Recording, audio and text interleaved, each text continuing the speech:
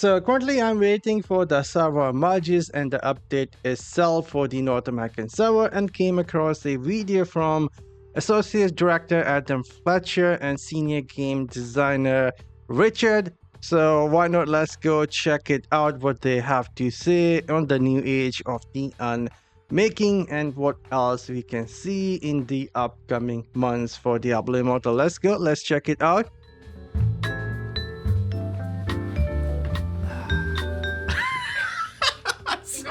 We gotta. By the way, I would give this a thumbs up. We need a lot more stuff like this happening for Diablo Immortal. So before I go any further, thumbs up for me. We need a lot more. This is what the community has been asking for. Give us more of these stuff where we see developers talking about the game and what else we can expect. Richard's like. New Age of the Unmaking mods. Adam Fletcher, I'm here with Richard Mady, Senior Designer on Diablo Immortal. And I know it's been a huge month for DI, especially this month with June. Talk to us a little bit more about it. Yeah, it's been a massive month. It's been a massive year for Diablo Immortal. We've introduced the Tempest class, an all-new class for Diablo. Very exciting. We've had the anniversary events, so it's a great time to play Diablo Immortal. Sounds like there's been a ton of stuff. But of course, it doesn't stop here, right? It never stops, Adam. So we have even more updates with 3.0, and we'll get into that. Awesome. So, I know players have been hearing about the Age of Unmaking. Where are we in this Age of Unmaking? Yeah, that's a great question. So we're actually smack dab in the middle of the Age of Unmaking. 2024 has been a great year of events. So currently this is where we are at in the Age of Unmaking. So seems like we will be getting Curse Solstice event, I think next month in July. Could happen with the next update. And then they are also showcasing here the next major update, dungeon update. Maybe I have some idea what that is going to be, but I'll talk about that in another video. Let's keep watching this. And introducing new modes and all this other fun content. Ultimately, we're going to have a grand finale at the end of the year, and there's an encroaching terror element in Sanctuary that's coming. So now's the perfect time to gear up and get ready for our grand finale and have fun with our most epic content. So I know you mentioning Tempest is a brand new class to Diablo Immortal. It's actually a brand new class to the whole entire Diablo franchise. Similar to the Blood Knight, which was released last year and is also a brand new class to all of Diablo itself. I guess for returning players, and you were just mentioning with the 3.0 update being out now, what is kind of the big thing that they should be jumping into? Yeah, so for returning players, I would definitely recommend leveling up this equipment. So we're actually upgrading our high tier of legendary equipment. So of course we have new affixes, but we're introducing the system of slotting runes inside of it. Awesome. Runes. That makes a bunch of different people's ears burn, I'm sure. Runes being a very popular feature in prior Diablo games, was actually in Diablo Immortal before, and now with this new rune system, what can we expect from it? Yeah, so we had runes before, but it was almost a form of currency. We're letting those players keep that currency and still have that. We kind of make sure that in Diablo Immortal you keep your progression from day one. But with our whole new system, we're taking a lot of inspiration from Diablo 2. So players will be able to slot those runes into their equipment, get new affixes, unslot it without any penalties, and also upgrade it over time. So it's a whole new progression track for our players. With you mentioning runes now and gear, I'm sure there's a lot of people that are wanting to know what's the best ways of kind of obtaining both of those. You can get a lot of the legendary equipment and runes from various places in the game. But for the highest concentration for legendary equipment, I would highly recommend going to our first update for Age of Unmaking. So we had Terror Rifts, we had Oblivion Pillars, we had Hellslayer Bounties. That's going to be your best place to get that legendary equipment. But for runes, we're introducing two new modes, Abyssal Verge and Airbend.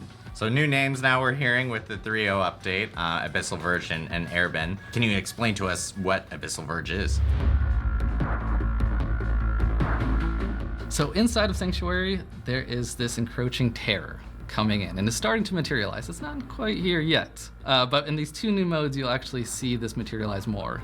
Inside of the Abyssal Verge, players will see the Terror incarnate, and basically it's a black smoke being conjured by some Lord of Terror, possibly, and this smoke is going to kill and change anything it touches. So the players will be dropped into the world, be chased by this, They're tasked with killing enemies that get in their way and ultimately defeat a boss to get out of sight of this hell nightmare area. So it's actually a really fun way to get a lot of gear, get a lot of rewards really quickly. It's exciting to hear about, Terror, the Lord of Terror, very popular, and probably the most popular primeval.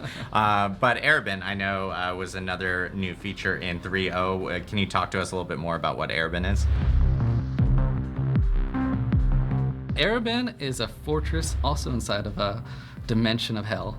And inside of this fortress, there's a lot of loot up for grabs. It's almost tempting our players to come and get this loot. There's tons of chests all around, and it's up to the players to use their speed and dexterity and all their different skills to get in, steal as much as they can, but if they wait too long, there's gonna be an undefeatable boss that chases them and ultimately kills them. So it's up to them to get in there, steal as much as they can, and get out with their life. So both of these modes really enhance getting more loot, and also it's the highest concentration of runes. So I really think those high-end players should focus on these two modes to level up their equipment. That's awesome. Loot and plunder. Everyone wants their loot, so it's always good to hear that there's a new great way of being able to obtain some more.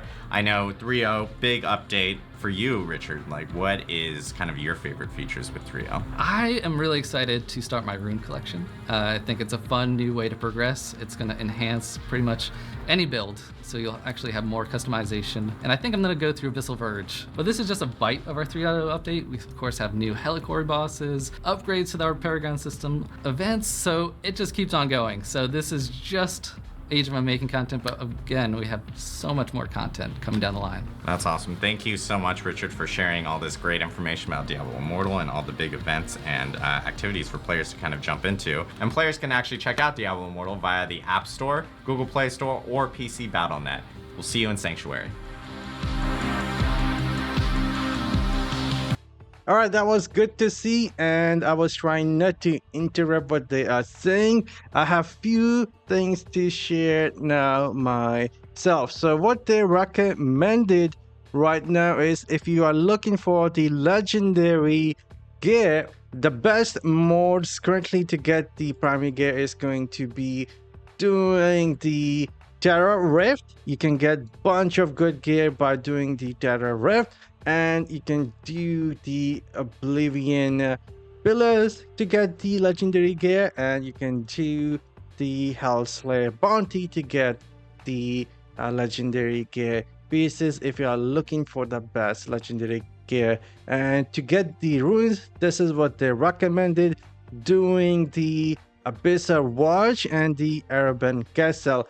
Right now, the drop rate for the runes inside of these two modes are horrendous, but that is going to get fixed after we get the update. So hopefully it is going to be the best mode to get the runes, and I cannot wait to try it out. And again, this was good to see that they are now trying to talk with the community 101. And hopefully we will see a lot more of these in the upcoming weeks and months from the DI team. This was good to see. Anyhow, I'm signing off. See you all in the next one. Later, guys.